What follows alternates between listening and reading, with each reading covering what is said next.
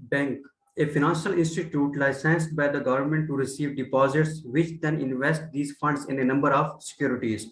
ए financial institution मतलब ये कि कोई ऐसा इदारा जिसमें पैसों से रिलेटेड मुख्तलिफ डीलिंग्स होती हैं, पैसे से रिलेटेड वहां पर कोई एक्टिविटी होती है। Licensed by the government to receive deposits, deposits मतलब जो लोग पैसे जमा कराते हैं, विच देन इन्वेस्ट जो फिर आगे इन्वेस्ट कर देते हैं दीज फंड्स उन पैसों को, उन डिपॉजिट्स को in a number of securities. Securities basically कहते हैं मुख्तलिफ बिजनेस के जो शेयर्स वगैरह हम लेते हैं। वैसे शेयर और सिक्योरिटी का फर्क है कि कोई बंदा अगर किसी कारोबार में कोई पैसे इन्वेस्ट करता है इस नियत से कि वो इसके प्रॉफिट में से हिस्सा लेगा, तो हम कहते हैं इसने उस कंपनी का शेयर खरीदा है। अगर कोई किसी कंपनी को कर्जे के तौर पर पैसे दे और बाद में कर्जा और सूद वापस ले ले, तो उसे हम कहते हैं ये सिक्योरिटीज हैं, बेसिकली लोन्स को कहते हैं। ए financial institution which receives deposits and issues loans, मतलब ये कोई भी ऐसा इदारा जो के डिपॉजिट्स लोगों के पैसे लेता भी है अपने बैंक में रखने के लिए और फिर कर्जे भी देता है। ए financial institution which is engaged in borrowing and lending of money, मतलब ऐसा इदारा जिसमें पैसे या कर्जे दिए भी जाते हैं और लिए भी जाते हैं। Financial intermediaries, a financial institution through which savers can indirectly provide funds to borrowers. अब यहाँ पर देखें कि ये बैंक जो है उसमें जिस बंदे ने पैसा जमा कराया हुआ है उसी पैसा को बैंक, एक बंदे ने बैंक में पैसे जमा कराए हुए हैं, अब कोई और बंदा आता है वो बैंक वालों को कहता है कि मुझे इतना कर्जा चाहिए। अब बैंक वाले और तो कहीं से पैसे नहीं ले रहे, वो तो उसी डिपॉजिट्स को यूज कर रहे हैं अपनी एक्टिविटीज के लिए। तो एक बंदे के पैसे उन्होंने रखे हुए हैं सिर्फ इसलिए कि उस बंदे का पैसा सेफ है, और आगे से कोई बंदा उनसे कर्ज लेने आ गया तो उन्हीं पैसों को वो कर्ज की शक्ल में दूसरे बंदे को दे देते हैं। तो यहाँ पर क्या है, असल में देखा जाए तो वो पैसा किसका था, जिसने सेव रखा हुआ था बैंक में, तो उसी पैसे को ही बैंक ने अब कर्जे की शक्ल में किसी और बंदे को दे दिया है। तो दरमियान में बैंक है। इंटरमीडिएट उसे कहते हैं जो दरमियानी चीज हो।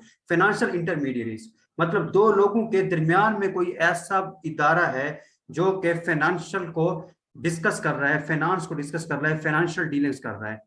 अब इसमें वो ये कहता है बेसिकली कि एक बैंक है, उसमें एक बंदा मिस्टर ए है, उसने अपने पैसे रखवा दिए हैं इसलिए कि बैंक में उसके पैसे सेव रहे। फिर अगले दिन या उसी दिन शाम को कोई और बंदा बैंक में गया, मिस्टर बी, उसने बैंक को कहा कि मुझे इतना पैसा कर्जा चाहिए। अब वो बंदा जिसने रखवाए थे उसी पैसे को इस्तेमाल करके बैंक ने आगे किसी को कर्जा दे दिया है। तो एक्चुअल में वो पैसा था किसका, जिसने पैसे सेव रखे हुए थे। तो दरमियान में बैंक ने जिसने पैसे रखे उसके पैसे को किसी और बंदे को कर्ज की शक्ल में दे दिए। Commercial bank, a bank targeted at the mass market, mass market उसमें कहते हैं जिसमें मतलब एक लार्ज बड़े in which individual customers can purchase the bank services, mortgage, checking accounts, personal loans and other bank services। इसमें एग्जांपल है allied bank limited, Alfalah limited, Askari bank limited वगैरह। कमर्शियल बैंक वो कहते हैं वो वाले बैंक होता है जिसमें कोई भी कस्टमर बैंक में जाता है और बैंक की मुख्तलिफ सर्विसेज वगैरह को अवेल करता है। अब जिस तरह से मोर्टगेज वगैरह है, गिरवी रखवाना मुख्तलिफ चीजों को, बैंक में कोई भी चीज रखवा दी, अपनी जमीन के डॉक्यूमेंट्स या कोई जेवरात वगैरह, और बैंक को कहा कि मुझे इसके बदले में कर्जा दे दो, तो जब मैं कर्जा वापस करूंगा अपने ये डॉक्यूमेंट्स या अपने जेवर वगैरह जो चीज है वो भी वापस ले लूंगा। इसके बाद है retail bank, a bank targeted at the mass market in which individual customer can purchase mortgage, checking accounts, personal loans and other bank services। all commercial banks are termed as retail bank। तो retail bank में भी वही activities हो रही है जो commercial bank की हैं, तो इसलिए वो कहता है कि रिटेल बैंक जितने भी हैं उनको भी हम कमर्शियल बैंक कहते हैं। Specialized bank, a bank targeted to a specific section of the economy in which firms and customers can have access to specialized form of banking services। For example, Zarai Taraqiati Bank Limited, Small and Medium Enterprise Bank etc। अब ये specialised जो bank है ना, इसमें वो कहता है कि अब ये बैंक सिर्फ एक स्पेसिफाइड तबके के लिए बनाया गया है। मईशत में मुख्तलिफ चीजों को हम डील करते हैं, उसमें एक स्पेसिफिक एरिया को डील करने के लिए ये बैंक है, इसलिए इसका नाम भी स्पेशलाइज्ड है। तो ये रिलेटेड किसके है, specific section of the economy. Cooperative bank, this is a type of financial institution that provide banking and other financial services to its members। Investment bank, a financial intermediary that undertakes a number of financial services for clients। Al Baraka Islamic Bank, Amar Investment Bank, Al Falah and Bank Al Habib वगैरह। Functions of commercial bank, one of the primary function of commercial bank is to receive deposits, कि वो लोगों के deposits वगैरह save करता है। People keep their surplus fund into bank to earn profit in the form of interest. जो बंदा bank में अपने पैसे रखता है उसके दो बेनिफिट होते हैं। अगर तो सिर्फ इसलिए कि उसका पैसा सेफ रहे, घर में कहीं चोरी ना हो जाए, एक तो ये फायदा है। दूसरा ये कि जो पैसा वो बैंक में रखता है उसमें उसके ऊपर सूद वगैरह भी उसे मिलता रहता है थोड़ा बहुत, तो उसका ये भी एक प्रॉफिट हो जाता है। Commercial bank also offer some safety locker to general public to keep their valuable such as jewellery and other secret documents. Bank charge a nominal fee against this facility. वो कहते हैं कि बैंक जो है वो इस तरह की भी सर्विस देता है एक सिक्योरिटी के तौर पर, कि मुख्तलिफ लोग अपनी जो ज्वेलरी वगैरह या इस तरह के कोई इंपॉर्टेंट डॉक्यूमेंट्स हैं वो भी बैंक में रखवा सकते हैं और बैंक उसके थोड़े बहुत पैसे लेता है। Credit creation is a process in which commercial bank generate the fund for further loans. Credit creation, credit किसे कहते हैं? उधार को, कर्जे को। क्रिएशन मतलब पैदा करना। कर्जा वो कहता है कि पैदा कैसे किया जाता है। क्रेडिट क्रिएशन कैसे? Is a process by which commercial banks generate funds for further loans. This process will be covered in, ये आगे उसने कहा कि हम डिस्कस करेंगे। इसके बाद क्या, bill of exchange is an instrument which is used to make a credit transaction possible. वो कहता है कि बिल ऑफ एक्सचेंज एक ऐसा इंस्ट्रूमेंट है जिसकी मदद से हम क्रेडिट ट्रांजैक्शन को पॉसिबल बना सकते हैं। अब यहाँ पर बिल ऑफ एक्सचेंज क्या होता है? एक बंदे ने किसी से वादा किया है कि मैं तुम्हें 10 तारीख को इतने पैसे दे दूंगा, तुम मुझे अभी अपनी कोई की एक प्रोडक्ट वगैरह दे दो। तो अब ये दो बंदों के दरमियान डीलिंग थी, तो इसमें बिल ऑफ एक्सचेंज नहीं है। बिल ऑफ एक्सचेंज होता है तीन लोगों के दरमियान कोई भी डीलिंग या कोई भी एग्रीमेंट वगैरह।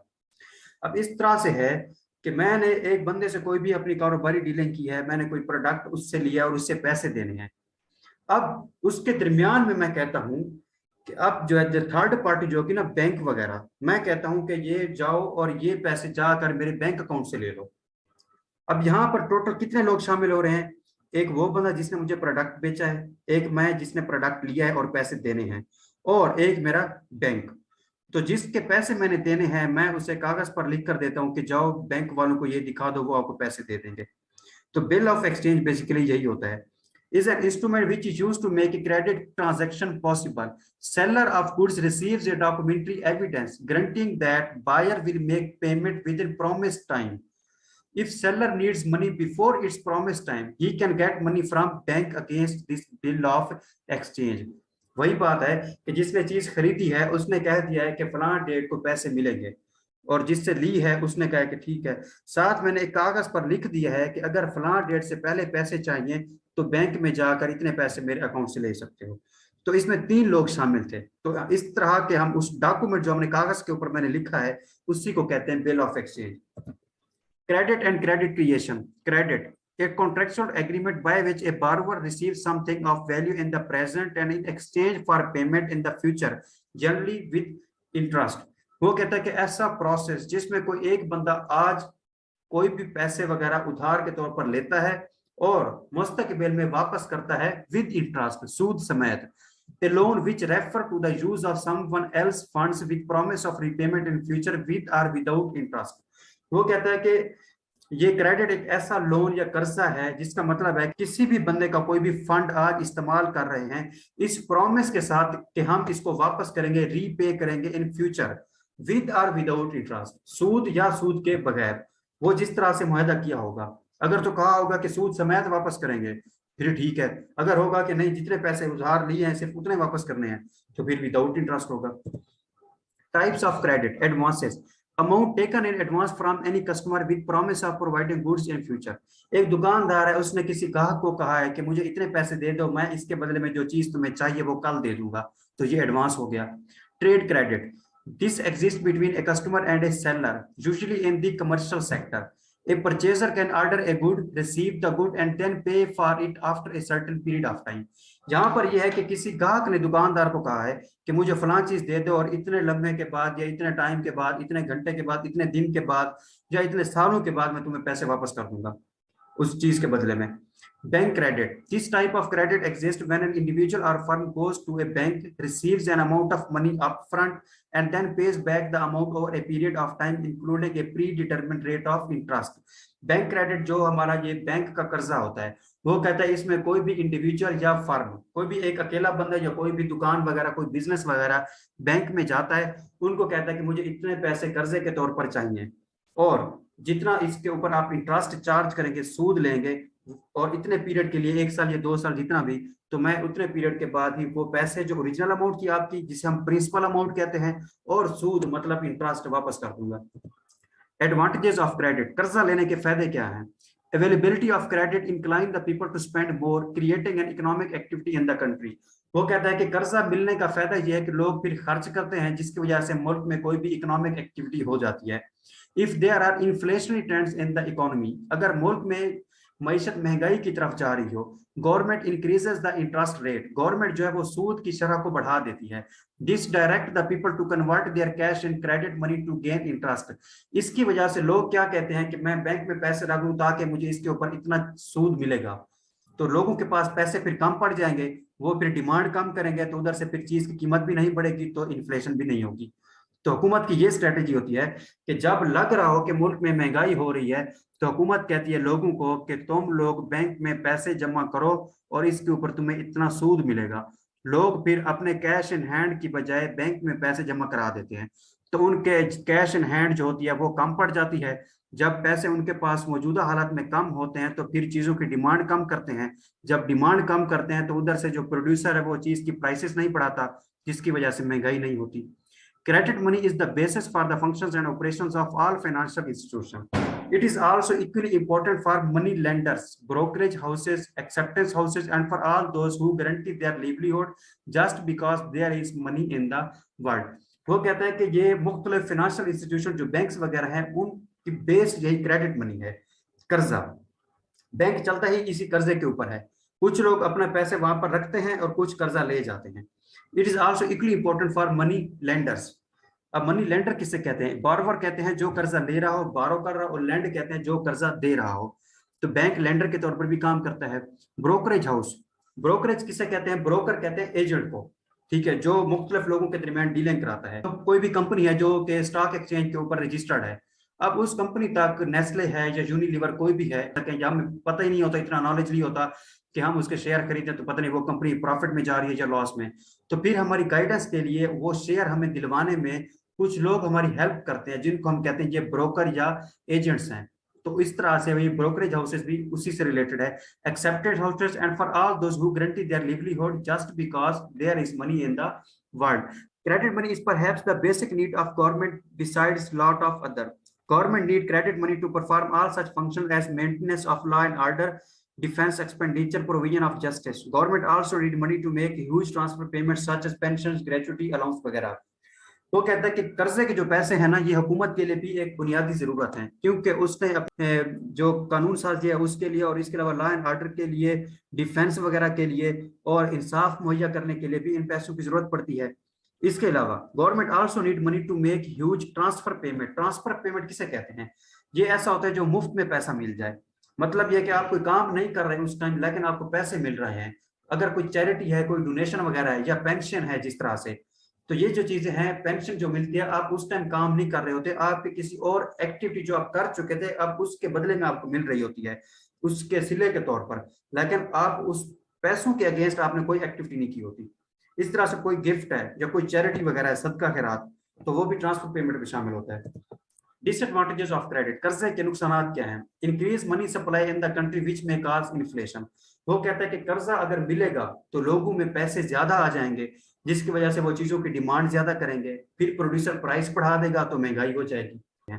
Commercial banks generally advance loans to large scale enterprises, industrialist and businesses due to their strong financial position. This may lead to establishment of monopolies of large-scale industrialists and enterprises. Economic instability. Liberal credit policies can lead to hyperinflation. Hyperinflation का मतलब क्या है? बहुत ज्यादा महंगाई।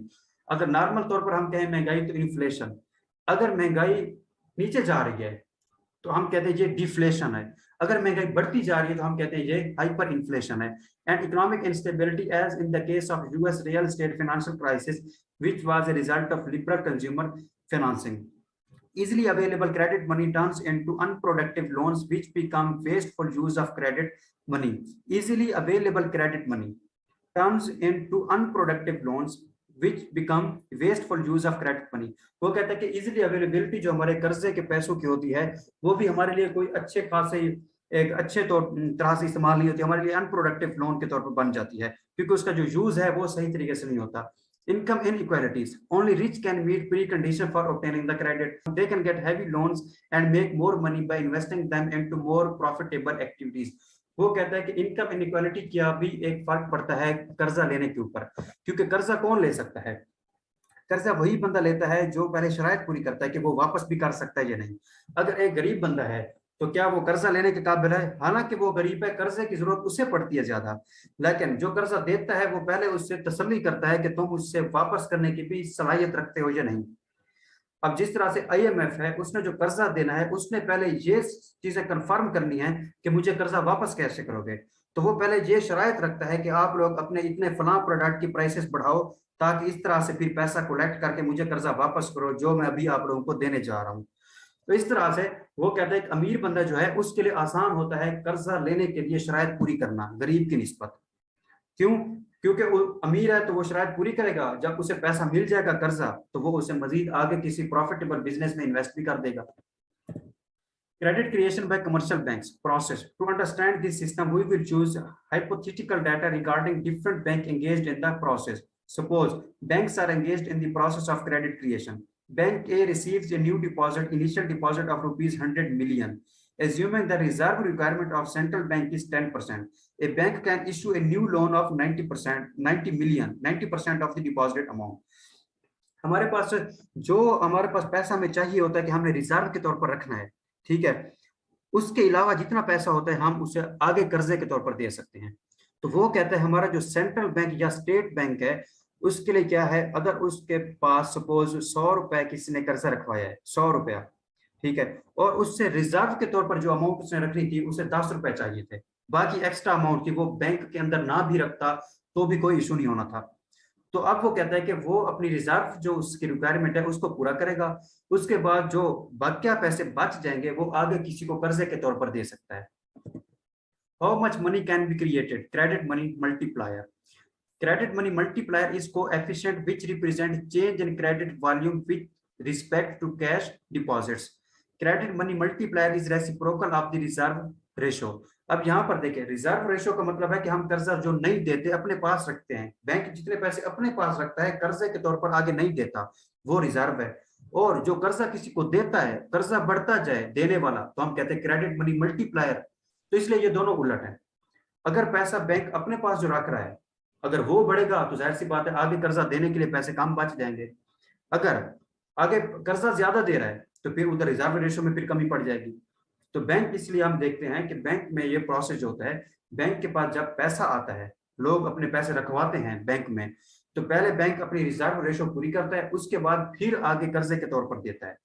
तो bank का reserve ratio को पूरा करना हम कहते हैं ये क्या है, रिजर्व रेशो, और लोगों को कर्जे के तौर पर देना हम कहते हैं क्रेडिट मनी मल्टीप्लायर है। तो ये दोनों एक दूसरे के इनवर्सली प्रोपोर्शनल है। How much money bank can create if reserve ratio is 10% and initial deposit is 100 million. तो इसमें वो बता रहा है कि total credit creation is equal to initial deposit divided by reserve ratio, तो 100 बाय 10% तो 1000 मिलियन आ रहा है। Money multiplier is inversely proportional to reserve ratio. Credit money multiplier with leakage. Credit money multiplier can be presented as follows in case of cash withdrawals or leakage. अब यहाँ पर withdrawal और leakage मतलब एक word है, लेकिन इसके साथ होता है दूसरा इंजेक्शंस। आपकी जेब में पैसा आना वो ऐसा होता है कि उससे कहते हैं इंजेक्शंस, और आपकी जेब से पैसा जाना ये क्या होता है, लीकेज। अब इनकम आपकी जेब में आ रही है तो वो इंजेक्ट हो रही है, ठीक है, और उधर से आप कोई किसी को कर्जे के तौर पर पैसे दे रहे हैं, आपकी जेब से पैसा जा रहा है, तो जिसे क्या कहते हैं, हम लीकेज कहते हैं। तो total credit creation is equal to initial deposit divided by reserve ratio plus leakage, ठीक है। इसमें विदाउट लीकेज था तो ये with leakage. assumption, rate of reserve requirements of central bank remains same during the credit creation. Changing reserve requirements by central bank can cause a greater fluctuation in lending ability of commercial banks. New cash deposit except the initial deposit will not be considered. There are no immediate cash requirements in the economy. Some banks will choose to hold the additional reserves for strategic reasons. The fact that they hold on to more of their reserves means that they pass on less to the next bank, and therefore effect of the multiplier will decrease. A developed banking system along with financial innovations are existing in the country which keep cash requirements limited in the country. वही बात है. Limitations. Amount of credit is dependent on the initial size of money supply. The larger this is, the more credit can be created. जितना money supply वो कहता है कि ज्यादा होगा तो more credit can be created. Lower the ratio requirements are, the more credit can be created. In many countries, there is a minimum level, usually 20%, that banks must adhere to, so that there is not so much credit within the economy. How much cash people want to hold? If, say, there is high inflation, then people may not wish to hold their money in the banks, where the real value is set to diminish. Central bank may utilize a number of instruments to control how much credit is created by the banks. Banks will not issue credit to everyone. They will only issue if they can receive a higher value asset in return from the borrower. If this doesn't exist, then credit will not be created readily. Simple language. Central bank or state bank and monetary policy, father of banking system. Pakistan में जितने भी banks हैं उन सब के ऊपर जो main body है, जो मेन बैंक है, जो सब को कंट्रोल करता है और उसकी पॉलिसीज को सब बैंक फॉलो करते हैं, मेन पॉलिसीज को, उससे हम कहते हैं सेंट्रल बैंक या state bank. A central institution which is authorized to provide banking and other financial services to commercial banks and government. It is responsible to implement policies of the state and to exercise its power of issuance currency and its circulation in the country. Serves as chief of money and banking system of a country. Therefore, it has designated different types of powers to control money and banking of the country by formulating and regulating national monetary policy. Monetary policy मैंने कहा था वो policy जो हमारा state bank से related हो. Functions of central bank. Offers advice and also provide funding for the governments looking to fund the projects in same way a commercial bank would also for its customers. जो central bank है वो क्या करता है, हुकूमत को कर्जा देता है ताकि हुकूमत उससे अपने प्रोजेक्ट में इन्वेस्ट कर सके, और जो नीचे कमर्शियल बैंक है वो अपने किसी कस्टमर को बैंक जो है कर्जा देता है. By holding the cash reserves from each bank for safe keeping, central bank brings a level of protection to the banks. Having a centralized cash reserve yield greater confidence in the system and a better buffer against financial shocks. वो कहता है कि अब state bank जो हमारा central bank है वो जो कैश रिजर्व्स रख रहा है हर बैंक से लेकर, उसके बदले में उसे सेफ्टी देता है. Further, a central bank can offer a counseling service to commercial banks if ever they find themselves in financial difficulty and in need of advice.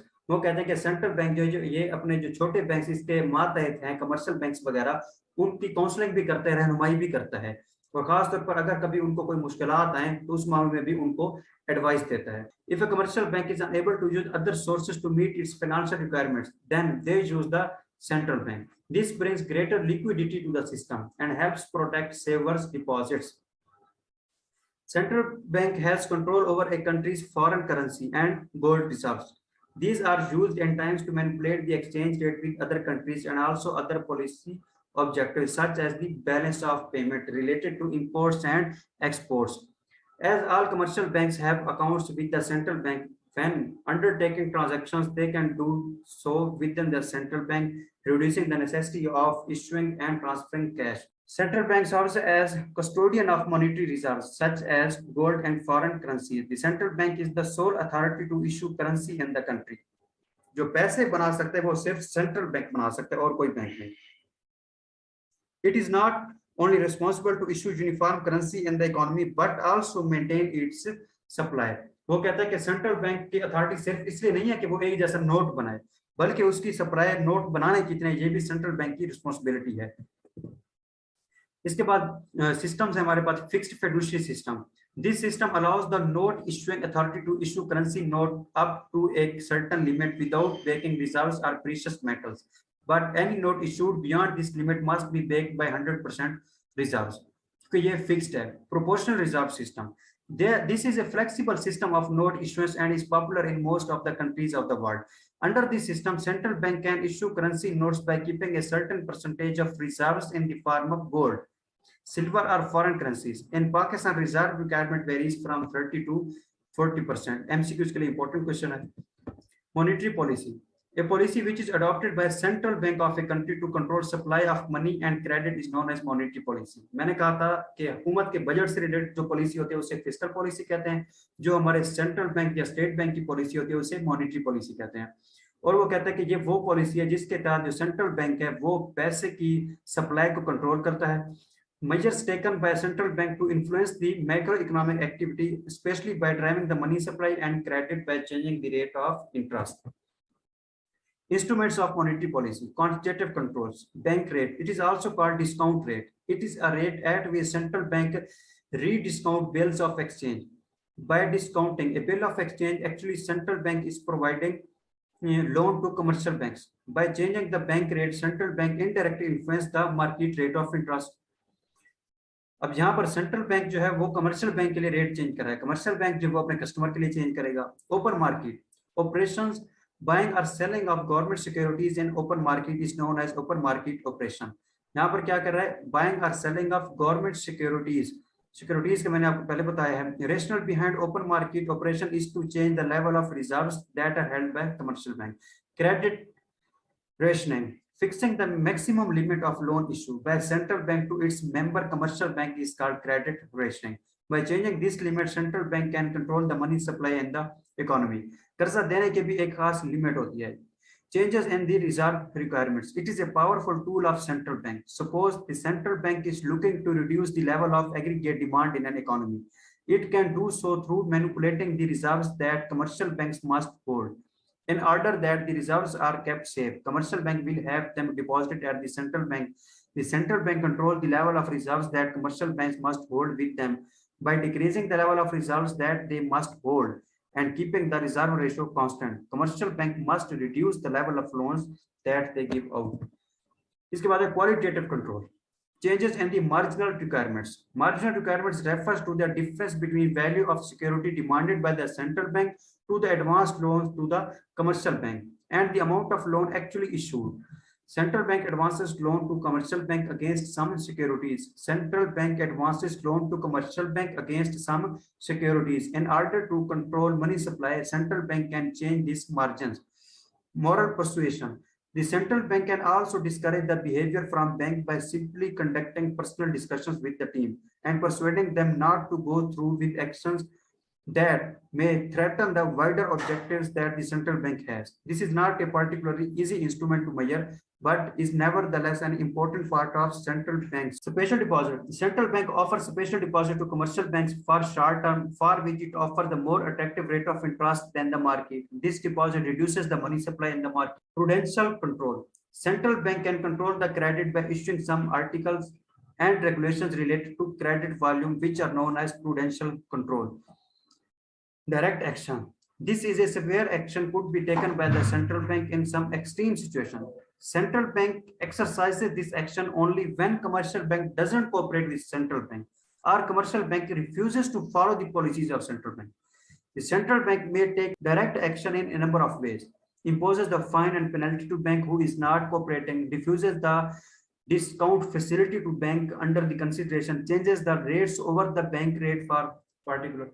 मतलब ये सारी सिंपल लैंग्वेज है, आपने इसको थ्योरी के तौर पर याद रखना है। इसमें कंसेप्ट बेस्ड कोई क्वेश्चन नहीं आना और इसमें कोई लंबी चौड़ी आगे की डिस्कशन है भी नहीं। ये सिंपल थ्योरी है, इसलिए मैं इसकी रीडिंग थोड़ा ठहर ठहर के कर रहा हूँ साथ साथ, ताकि आप लफ्जों के ऊपर गौर करें। जहाँ इंपॉर्टेंट वर्ड आ रहा है मैं उसको थोड़ा और ज्यादा फोकस करके पढ़ रहा हूँ। इसके बाद है objectives of monetary policy. Inflation, economic growth, credit control, full employment, and exchange rate stability. Conflict between objectives of monetary policy: price stability versus full employment. By undertaking the monetary policy to increase the full employment, a central bank could undertake policies to increase the aggregate demand. Doing so could drive up inflation, putting more pressure on the price stability target. वो कहता है अगर full employment हो गई, हर बंदे के पास रोजगार हुआ, तो पैसे आएंगे उनके पास, अपनी सैलरीज, वेजेस वगैरह, तो वो डिमांड करेंगे, तो डिमांड में से प्राइस बढ़ जाएगी, तो प्राइस में स्टेबिलिटी नहीं आएगी, क्योंकि लोग अगर डिमांड बढ़ाते जाएंगे इधर से प्राइसेस बढ़ती जाएंगी। तो वो कहते हैं इस तरह से अगर हमने प्राइस को स्टेबल रखना है तो उधर से फिर फुल एम्प्लॉयमेंट नहीं कर पाएंगे, तो ये एक प्रेशर और टारगेट आ जाता है इसके लिए। Economic growth versus exchange rate stability.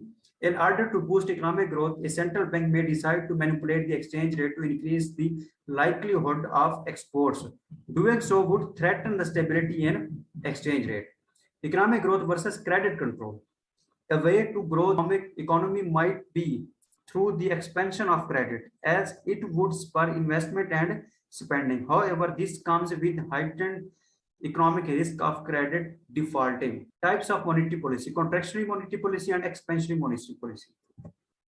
Contractionary monetary policy or anti-inflationary monetary policy.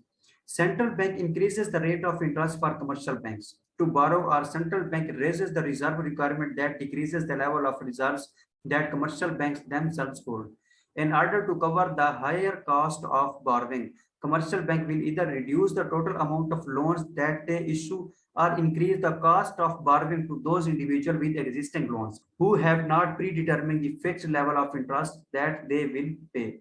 These both have the effect of reducing the level of disposable income that individuals have, hence reducing the consumption. It also reduces the level of investment that occurs in the economy, as a higher interest rate is a disincentive for firms to invest in long-term projects. This results in a decrease in aggregate demand. Interest rate का investment के ऊपर क्या असर पड़ता है, मैं ये सारा कहीं बता चुका हूं आप लोगों को. ग्राफिकल रिप्रेजेंटेशन इस कंसेप्ट की explanation. Output decreases from Y1 to Y2, price level decreases from P1 to P2. Expansionary policies are anti-deflationary monetary policies. An expansionary monetary policy will be used when central bank wishes to stimulate the level of demand within an economy. If the level of output is low, meaning central bank objectives are not being met, then they will look at ways of stimulating the aggregate demand through one or a combination of monetary policies. By purchasing government bonds from commercial banks, central bank transfers the money to the banks, increasing the cash reserves that they hold. The commercial banks, with their boosted reserves, will loan out these additional reserves to the level of reserve rate. Doing so increases the reserve level for second generation banks, which do the same. Output increases from Y1 to Y2, price level increases from P1 to P2. यहाँ पर आप देखें क्या है, anti deflationary, deflationary नहीं होने देता, inflation की तरफ चीज को बढ़ाता है. तो price level increases from P1 to P2. Inflation आ रही है, और जो एंटी इन्फ्लेशनरी है मतलब महंगाई नहीं, महंगाई को कम कर रहे हैं, डिफ्लेशनरी की तरफ आ रहे हैं. तो उधर क्या था, प्राइस लेवल डिक्रीजेस, ये डिक्रीजेस एंटी इन्फ्लेशन में. Limitations of monetary policy. Existence of non-monetary sector. This is especially so in developing countries. If a large portion of society are not using money for exchange, for example, bartering in rural areas, then they are not using the commercial banks, which limits the effect of policies reaching to the people. Existence of non-banking financial institutions. These are the organizations that offer credit to customers, however, do not come under the supervision of central bank. जो bank नहीं है वो central bank, state bank के under नहीं आएगा, बाकी चाहे वैसे कर्ज देता रहे. High liquidity and financial markets. When a central bank looks to tighten the money supply, its effects will be hindered if agents in the economy have access to highly liquid assets. If the central bank tries to tighten the money supply, agents can counter this by creating their own liquidity. Time lags. The effects of monetary policy will often take time to occur. Therefore, a central bank must have to predict what will happen in future and implement policies accordingly. Sometimes, however, there will be too much uncertainty for these policies to be correct. Lack of coordination between monetary and fiscal policies. In simple terms, monetary policies are implemented by the central bank and fiscal policies are implemented by the government. कई दफा बताया है. इसकी graphical representation. Suppose the central bank is concerned that the level of inflation is getting too high and so decides to tighten the money supply. Inflation क्यों बढ़ती है? लोगों के हाथों में जब पैसा हो, तो इसलिए कोशिश करते हैं कि उस मनी सप्लाई के उसको रोका जाए. किस तरह से कि उनको इंटरेस्ट रेट हाई ऑफर किए जाएं कि आप बैंक में कर्जा रखें तो आपको इसके ऊपर इतना सूद समेत वापस होगा, जिसकी वजह से लोग बैंक पे पैसे रखते हैं तो कैश इन हैंड कम पड़ता है, तो डिमांड कम करते हैं, फिर प्राइस नहीं बढ़ती तो इन्फ्लेशन नहीं बढ़ती. However, the government believes that unemployment is too high and so decides to invest in an infrastructure project and increase in government spending to boost output in the economy. As we can say, the government pushed AD out from AD1 to AD2 only for the central bank to cause back from AD2 to AD1. Effort of both have been wasted due to a lack of coordination. Role of State Bank of Pakistan. The State Bank of Pakistan is the central bank of Pakistan that plays role in the management of financial system of the country. The basic features of State Bank of Pakistan is to prepare the monetary policy of the government of Pakistan and organization, management of the center economic, banking and financial systems. State Bank of Pakistan also control all financial matters of the government of Pakistan, such as controlling the foreign reserve of the country, currency rate, currency supply, and the open market. State Bank of Pakistan has also established severe financial institute to improve the performance of financial and economic matters of Pakistan.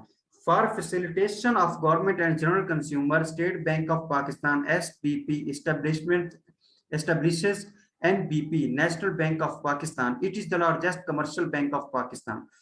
Commercial bank सारे जो थे state bank के नीचे थे, लेकिन state bank ने अपने बाद कमर्शियल बैंक में से एक बड़ा बैंक बना दिया है, जो कि largest commercial bank of Pakistan के तौर पर समझा जाता है। And it is an agent to SBP, और ये स्टेट बैंक के अपने एजेंट के तौर पर काम करता है।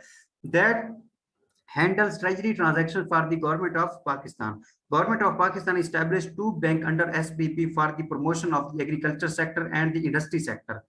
Agriculture और industry sector को तरक्की के लिए हुकूमत ने बैंक बना दिए हैं। कौन से? एक है ज़राई तरक्याती बैंक, ठीक है, and industrial development bank of Pakistan. तो नाम से पता चल रहा है जो ज़राई तरक्याती बैंक है ये एग्रीकल्चर के लिए है, और जो industrial development bank of Pakistan है ये इंडस्ट्रियल के लिए है। इसके बाद क्या है? Both banks give soft loans to consumer for the development of agriculture and industrial sector. Further, the State Bank of Pakistan promotes the Islamic mode of the banking system in the country. For this purpose, State Bank of Pakistan gave the order to the commercial bank that they establish a separate counter for consumer wishing to deposit in an Islamic mode of investment. वो कहता है कि state bank ने अपने commercial bank जो उसके under आते हैं उनको ये अपनी तरफ से हिदायत जारी कर दी है कि वो एक सेपरेट पोर्शन और काउंटर, मतलब एक सेपरेट सिस्टम बनाएं उन लोगों के लिए जो इस्लामिक तरीके से अपनी इन्वेस्टमेंट इसमें करना चाह रहे हैं, अपना डिपॉजिट वगैरह करना चाह रहे हैं। For the development of export, SBP makes possible for exporters to get easy foreign remittances in the country without any hurdle. For the encouragement of exporter, State Bank of Pakistan give incentive to exporter with the understanding of central government of Pakistan.